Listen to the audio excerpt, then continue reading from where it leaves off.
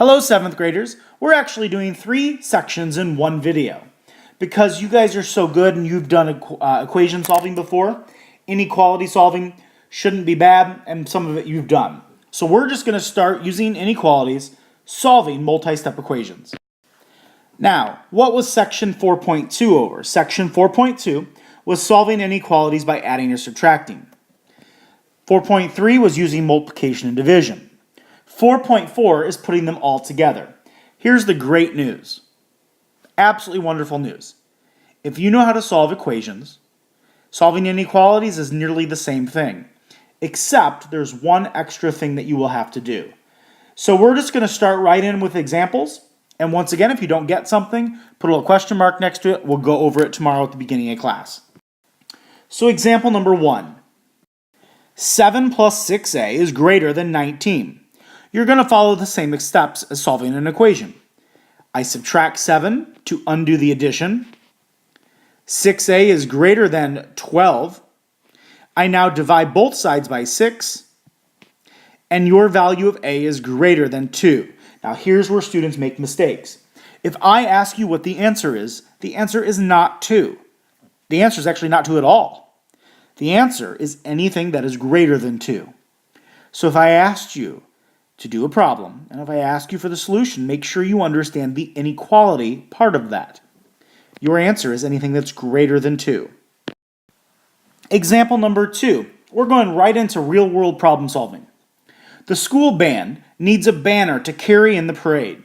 The banner committee decides that the length of the banner should be 18 feet. What are the possible widths of the banner to use no more than 48 feet of trim? Well, we want to know what would an 18-foot banner with a width that is unknown, what could the dimensions be for the width if you can't have more than 48 feet of trim? So the first thing you have to do is realize, define perimeter, you add up all 4 sides. So we know that this is 18, this is W. So if we add it up, we're going to get 2W plus 36. Now, if I wanted to use exactly 48 feet of trim, you'd put equal to 48. But we have to use no more than 48 feet of trim. So what inequality would I use to represent no more than? Could it be equal to 48? Could you use 48 feet of trim? Yes.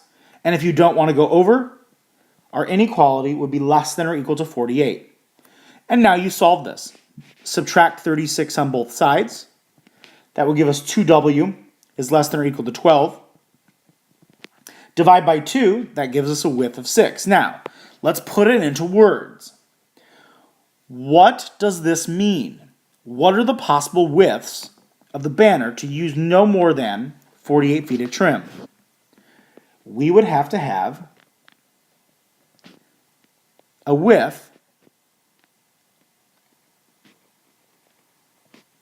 of 6 feet or less. Or you could say no more than 6 feet for the width.